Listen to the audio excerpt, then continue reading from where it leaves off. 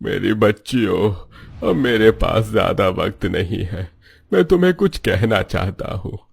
तुम्हें वैसे करना होगा। करोगी ना बेटी? नहीं डैडी, आप हमें छोड़कर कहीं नहीं जाएंगे। अभी आप पर बहुत सारा वक्त है। आपको हमारे साथ बहुत सारी मस्ती करनी है। Don't say this. Daddy, daddy क्या हुआ आपको? आप क्या कहना चाहते हैं? What happened? बोलिए डैडी, क्या बात है? देखो my child, my princess, when you were a little girl, you used to live with your mother and me in the village, and I did not want to live in the village. Due to my career, I came to live here, leaving your mother alone and bringing you here. But मुझे अपनी गलती का एहसास हो रहा है। तुम्हारी माँ को अकेला छोड़कर मैंने बहुत बड़ी गलती की है। तुम्हारी माँ तुम तीनों से बहुत प्यार करती है।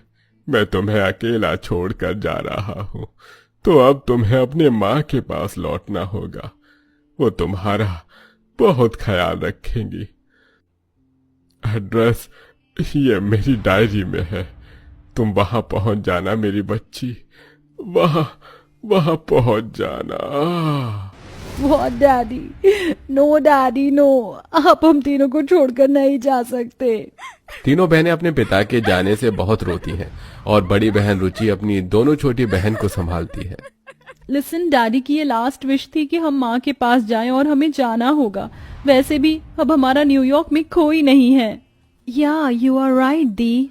तीनों बेटियों ने अपने पिता को विदेशी तरीके से अलविदा किया और अपना सारा सामान बांधकर अपने पिता की डायरी के सहारे अपने एड्रेस पर गांव पहुंच जाती है। वो वसुंधरा गांव जो थोड़ा बहुत शहर जैसा भी था, लेकिन माँ जानकी आज भी देसी तौर तरीकों से रहती है। तीनों टैक्सी से अपनी गरीब झोपड़ी के आगे रुकती हैं। डैडी की डायरी में यही एड्रेस था। एक बार हम पूछ लेते हैं। एक्सक्यूज मी, जानकी देवी का घर कहाँ है? जानकी देवी का घर यही तो है, आपके सामने वाला। आप कौन? हम उनकी बेटियां हैं। क्या बेटियां? अरे जानकी, अरे वाह जानकी, देख तेरी तीनों बेटियां आई हैं।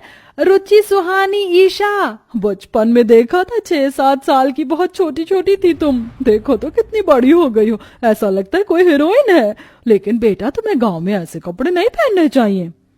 बस बस बस, अब हम पर हक जमाने की जरूरत नहीं है। Understand? Thanks for the information. तीनों बेटियां जब अपना सूटकेस लेकर गरीब घर के अंदर जाती हैं, तो वहां उन्हें अपनी बूढ़ी माँ मिलती है, जो देखते ही उन्हें गले लगा लेती है। मैं जानती थी तुम तीनों एक दिन जरूर आओगी। मेरी प्यारी बच्चियां, तुम्हारे पिता कहाँ हैं? मुझे उनसे मिलना है। कहाँ है? डैडी नहीं रहे, दैट्स व्हाई हम यहाँ इस गांव में आए हैं।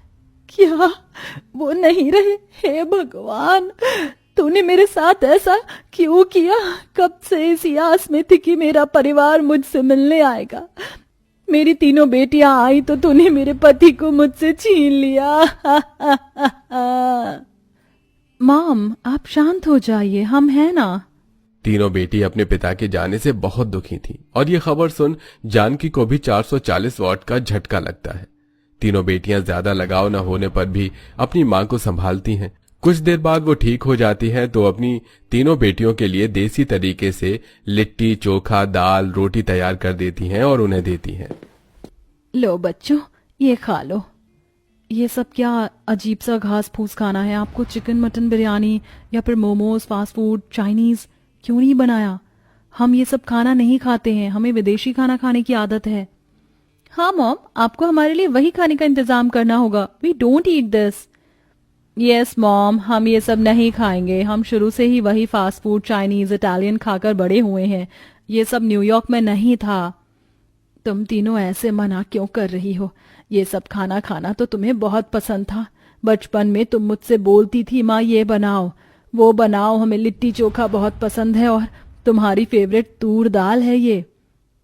डू यू नो मॉम, बचपन में हम छोटे थे, समझ नहीं थी। उसके बाद हमारी अपब्रिंगिंग न्यूयॉर्क में हुई है, हमें उसी की आदत है। हमें 17-18 साल हो चुके हैं। So stop it now. The please यहाँ से चलो। मैं ये देसी खाना ना देख पा रही हूँ ना, इसकी महक बर्दाश्त हो रही है मुझे। बाहर से कुछ अच्छा खाना है। मुझे भी ले चलो, हम बाहर चलते हैं, कुछ ना कुछ तो मिल जाएगा। तीनों बहनें अपनी माँ के बने हाथ का खाना छोड़कर घर से बाहर निकल